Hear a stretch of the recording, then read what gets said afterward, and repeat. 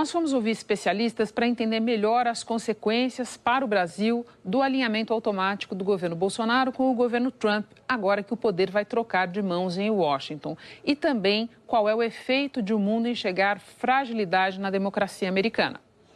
A invasão do Capitólio por apoiadores do presidente Trump, que não reconhece a derrota nas urnas, surpreendeu até os pesquisadores que estudam a política norte-americana. Eu acho que a principal questão é que hoje ele é um momento em que deságua uma quantidade de ódio que foi acumulada nos últimos 4 anos sobre a liderança do Donald Trump.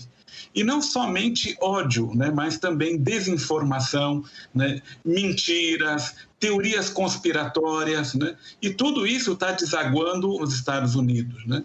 É com preocupação muito grande, não apenas pelo rumo, né, para evitar uma guerra civil nos Estados Unidos, mas também do ponto de vista de como isso pode espelhar no mundo. No Brasil, a gente também está sentindo, desde pelo menos 2016, acúmulos de ódio, né? Acúmulos de mentira, né?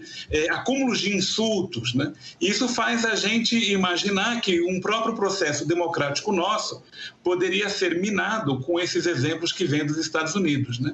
Então, os democratas do mundo têm que torcer para que tudo volte à normalidade nos Estados Unidos hoje. Uma preocupação é como o que aconteceu nos Estados Unidos pode afetar o Brasil.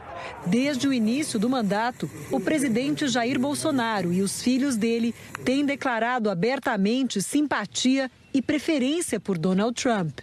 Tanto que o governo estabeleceu alinhamento automático do ponto de vista político e ideológico.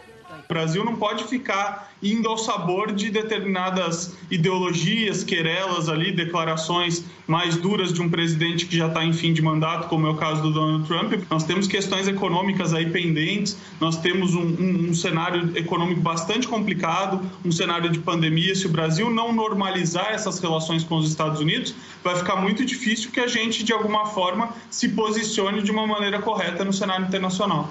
A expectativa era de que essa boa relação entre Bolsonaro e Trump pudesse trazer benefícios para o Brasil. Mas os números mostram que isso não foi suficiente para equilibrar a balança comercial entre Brasil e Estados Unidos. Em 2020, o déficit foi o maior dos últimos 5 anos.